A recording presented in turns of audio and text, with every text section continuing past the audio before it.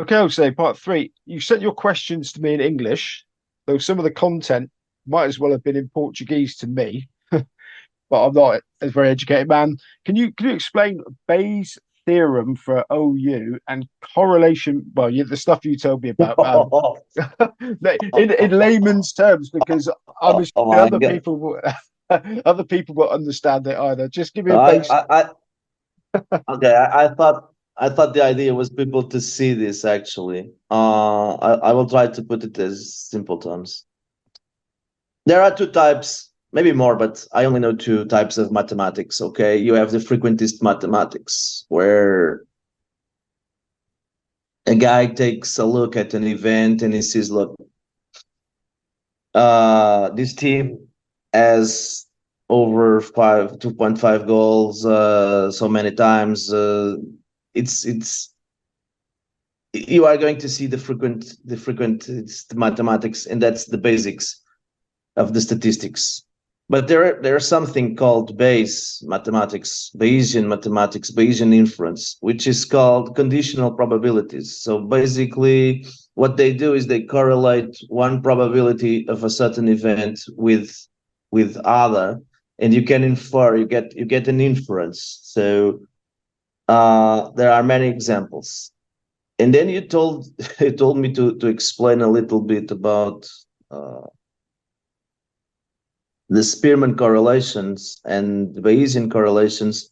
And what I will not do, people need to see this, so that I cannot speak too much about these mathematical models. But basically, there are ways to infer that in some leagues there is a strong correlation between the BTTS and the goals markets. So if you think, for instance, the Norwegian soccer, where they are goal heavy leagues, most of them, and if you have teams that tend to have a lot of BTTS, yes.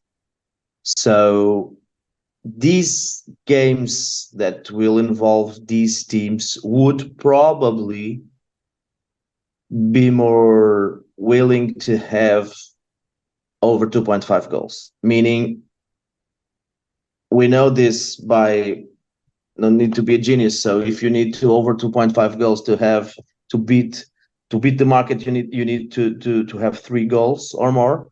If you have a high probability of BTTS, you just need one more goal to win that bet.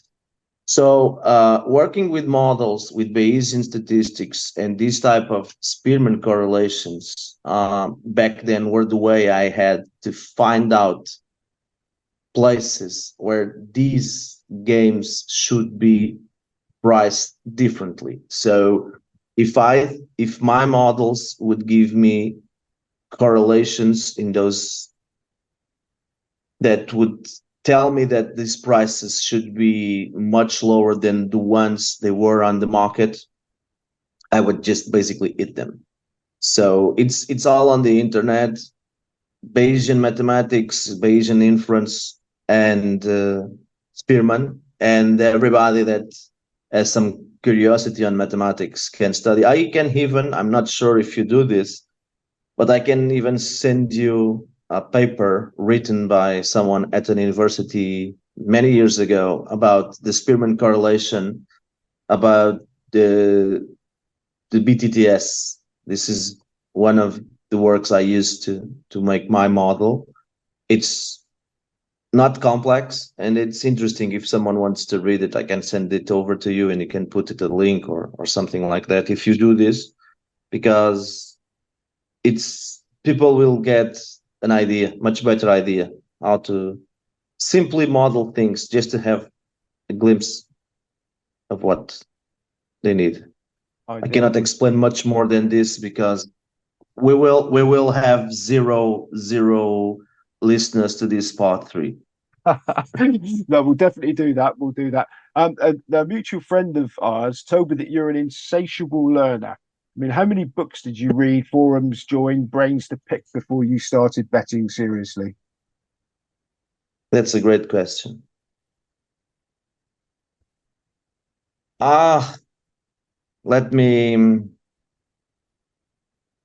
let me answer like this. A common theory in chess and many other sports. If you want to be professional, you need to burn 10,000 hours of your life doing something or training for doing something. The 10,000 hours don't apply to me. I spent much more than those, I think, because even today I am a heavy consumer of everything. So I listen to several podcasts on a weekly basis. I read whatever I can read. I've read the last betting books, and if I think there is always an opportunity to learn, because even if you already know what's inside that content, or if you have an idea, or if you are not going to have, or if you are not going to have, um, you are not going to use this, okay, but you should know it. You should know the idea behind it. You cannot use it. You may not use it today. It will probably be important in the future, but for sure will tell you something about this person's thought process. And sometimes when you listen to content, such as a podcast, someone explaining something, the thought process of that person is important, and you are going to put it inside your computer, your brain, and you are going to keep in your memory that thought process. So later on, when you are in a similar, you may not know the content, but the thought process, you will know it. And if you use the same patterns as thought process, sometimes you can solve things. Sometimes you know where to seek information to solve things, and that's important. So that's why I read and try to understand as much of the ecosystems as possible, and that's why I like so much the information, because one day I might not know it, but I might know where to look for it. So Yeah, how many have you had any actual people along the way that have given you a sort of a boost and saved you the pain of learning things the hard way by sort of marking your all, card? all the time, I can give you examples. I'm a friend of a person that you have already interviewed. I consider myself a friend. I think he's one of the brightest minds in the industry, and many times listening to his ideas and to his podcasts, I understand things, and I don't go the way I thought I should go. Either I save time, like I'm talking, like, for instance, I don't know, Matthew Tranhale. I miss his podcast a lot, Inside Betting. Um, I like a lot. I'm a big fan of the people that are going to. If you allow me to say other podcast names in yours, Of course, Simon, yeah, yeah, of course, no problem. sorry, because I'm just saying this because there is good content in the United States. There is also very shitty content, but there is very good content there. Uh, John Reader from Risk of Ruin is also a person I consider a friend, and John is very good in his ideas in his podcasts. Um, I don't know, experienced betters sometimes can talk with them and understand how things are done. But sometimes, Simon, where I learn the most is when I'm helping these groups, these young kids, these young Brazilian groups. They are from different generations. I'm 45, so I have a gap already for the groups I started to work with, and it's very interesting because their thought process is different than ours, and I learn a lot from them also. So that's why I consider myself um, adaptable, and I need to adapt. Adapt is important nowadays. So I've learned from many people. I could not name them all. I think the foundations of our childhood, the foundations of our family are important because we are in the betting space through the foundations of our fathers and our grandfathers.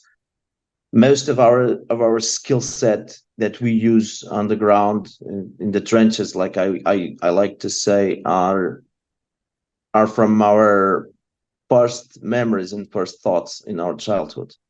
I remember my grandfather and my grandmother a lot. Sometimes when I have problems, sometimes when things go sideways, how to structure myself and to keep strong. How many? We'll talk about that a bit more later about your how you cope with sort of when things aren't going well. I just want to know how many sports have you applied your analytical approach to, only to conclude that there's no edge? Wow. Uh, I don't.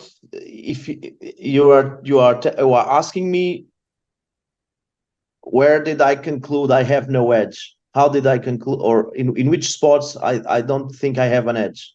Due to any sports you've sort of fancied tackling analytically and then thought it's too difficult to get any sort of edge on it.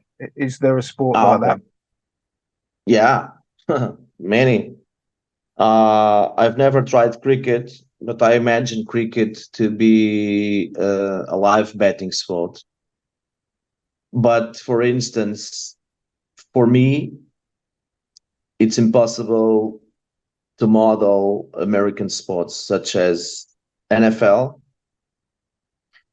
There are many guys saying that they can model the NFL, American football, as they call it. But for me, there are problems with that kind of sport. First, it's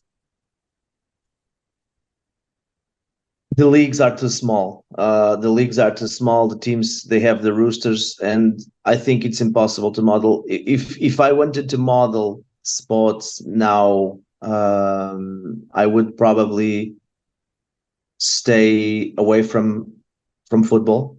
I would not touch football as it is right now. I would go to tennis for sure. It's a massive sport. I would try to find edges on tennis and maybe some European basketball. I would go there. All the others, I could tell you I am not equipped mentally enough to model them. Even with quants and good team of operations, I think very very soon several sports are unbeatable as is. American sports, maybe some edges on baseball. You need to model the pitcher. It's easier. NHL is also a very difficult sport to model because you just need to model the goalie, and the behaviors are so erratic. They can do anything. There are three different teams in each team, so I'm not really sure. I would stick with tennis and basketball. I would leave football aside. And of course, in England, you have many sports I think can be modeled with Bayesian inference. I think darts are liquid. I would like to touch darts, but the most common and popular sports nowadays is it's basically impossible to model unless you have a lot of quants, and even if you find an edge, how big is that edge, Simon? Because look, you can model something and you will find an eventually, if you spend a lot of money, you will eventually find an edge. But how big is that edge? Is that an exploitable edge? Is it a 2% edge? Do you have enough money to extract money from a 2% edge? It's it's not the way. You need to move. I think operations need to move to higher edges and lesser volume, or increasing volume through parlays. We can increase volume through parlays and move to bigger edges, and we cannot stay on those niches, because a variance will kill a large portion of the bankrolls. If you want to move the soccer with 2% hedge and you have bad variance against you, you need a big bankroll to recover from that, and you need a lot of places to put money in. It's the execution part is very complex.